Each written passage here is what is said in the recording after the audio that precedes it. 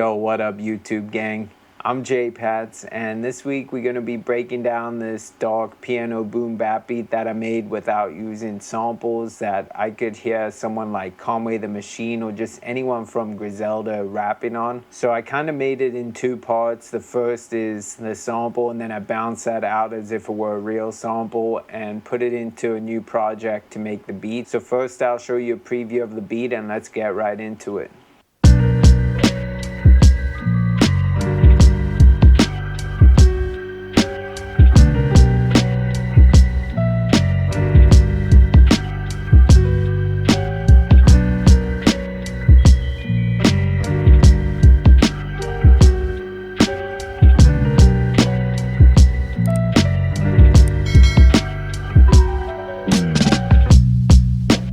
Now we got the project pulled up where we made the melody, so let me just show you that.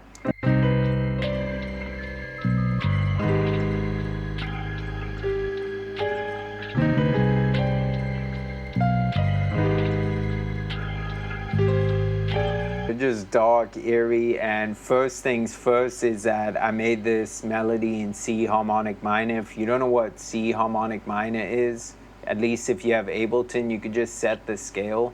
So if you go here and choose harmonic minor, and the reason I did this beat in that is because I wanted to make something dark, and instead of like a regular minor scale where it only has two sets of notes that are right next to each other, this one has three. So 1, 2, 3. And that just helps because you can play like all of those, and like I've said in previous videos, it just makes your melody sound dark and tense. First I started off with this piano.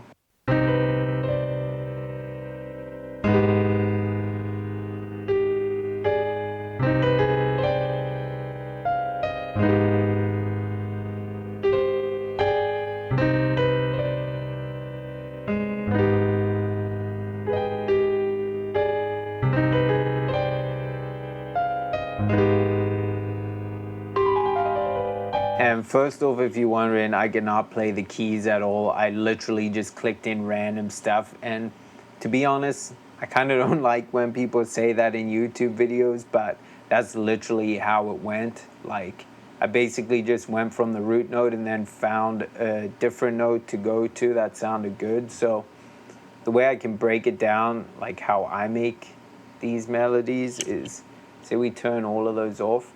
I literally just start with the root notes, so. And like that sounded cool and dark to me.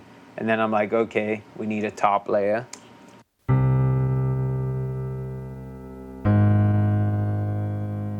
So then I just added on another layer. So literally just 3 Cs. And then I added in this D sharp. And then I kind of just did like a strumming thing here. And you can hear how these two close notes make it sound so tense. Yeah, literally, I don't know how to explain this to you. You just got to kind of mess around with it because that's literally what I did. There's no like secret sauce behind this. So then I added in the change up.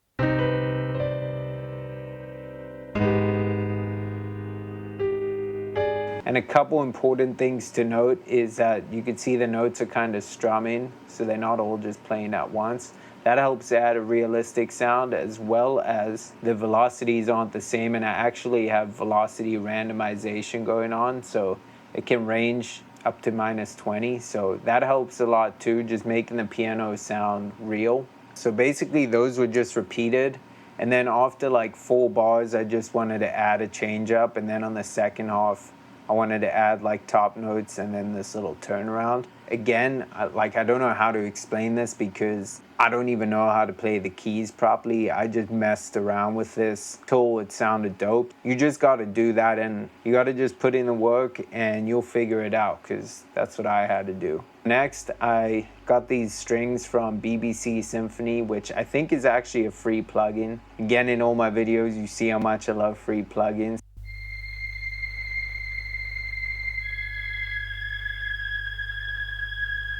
So literally just played 2 notes, put tape mellow, which is a free plugin, and then tape echo, which isn't, but Super dope. You should check out IK Multimedia if you want dope like tape emulator plugins and compressors and that. Next, I added in this guitar.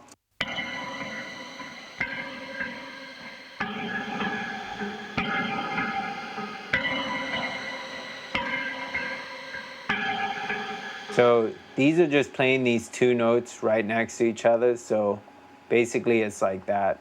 Let me go zoom in. B and C, which one is the root note, and then the other one's just a close note to it. And then I just inverted the bottom note, so the B, and put it up an octave. Yeah, and then on the second half, I did the same thing. So I was playing A flat and G. That's basically the same thing, close notes, and then I just inverted one of them. Inversions are good if you want to play those close notes where they don't sound weird, but still dark. Yeah, and then I just put guitar rig and space delay on that. Next, I went into the ARP 2600 and just played these notes. Again, super close together notes, you know, just adds that darkness. And then on the second half, I took it up an octave and it just has that super creepy sound. And yeah, just EQ'd on that, some lows and highs. Then I found this texture from Arcade. Kind of just sounds like something out of a horror movie. And then this vinyl from a decap pack.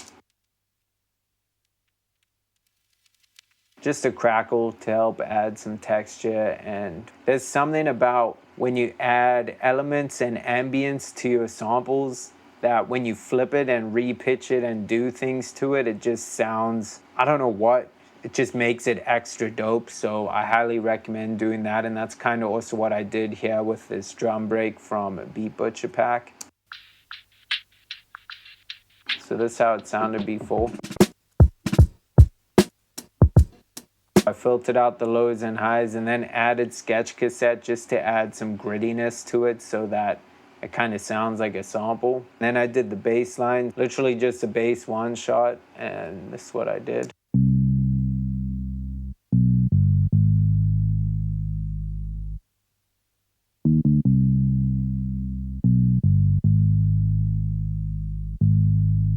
And as you can hear, I have a little glide at the end here. You gotta have Ableton 11, but you could literally just draw the glide however much you want, and it tells you the semitones, and you could change the degree, and it's amazing. I did that just to add some character to the bass. Then yeah, I just kind of arranged the sample, so I had like a main part with every sound except the guitar, and then I added in the guitar, and I took most of the sounds out and just kept like the piano, the bass, and drums and textures. And then I brought everything back in but took out the piano. And then I took out the guitar again with the piano out also. And then I just stemmed everything out as well, just in case I want to have more room to manipulate the sample. And then I just bounce that out as an audio file, so now it's almost like a sample. Let's take it back into the project where I have the beat, and I'll show you what I did with the sample I made. Here we go. As you can see, I brought the melody in and just treated it as a sample, so I like to load it up into Serato and just get chopping over there. I started with chopping up the main part of the sample.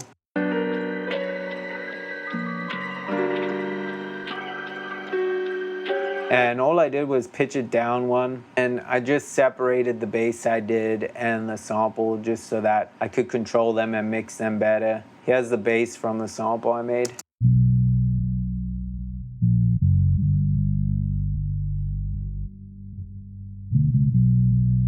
So literally the same chops, just filtered out the highs from that, and then the lows from the sample part that I have.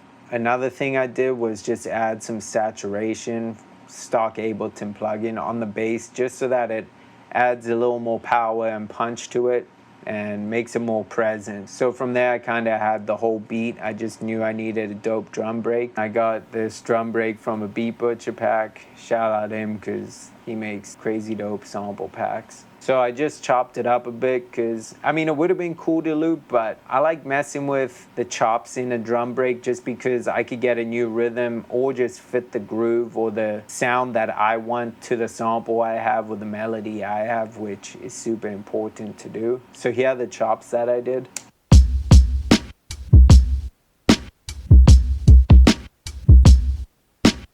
then there's just this turnaround. Like I say in all my videos, I keep this mad simple, literally a drum break, the melody, and the bass. A couple notable things I did to the drums was add sketch cassette and a soft clipper. I'm gonna show you without sketch cassette. Super clean sounding, but I wanted to dirty it up a bunch, so that's the reason behind adding sketch cassette. So now you can hear the drums with it.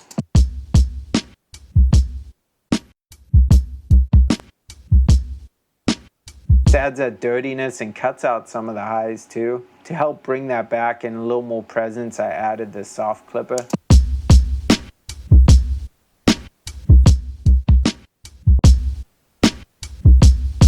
So it's just a lot louder, gets more emphasized, and just knocks harder. And then I just filtered out some low end and some highs, just because sometimes when you compress or soft clip, like it adds a little too much highs, and I just wanted to get rid of some of that because it was a little piercing to the ear. So yeah, that was practically the whole beat. And then the only other thing I did was just chop out different sections. So like, for example, right here, I think is where I took one of the parts that didn't have the piano in it.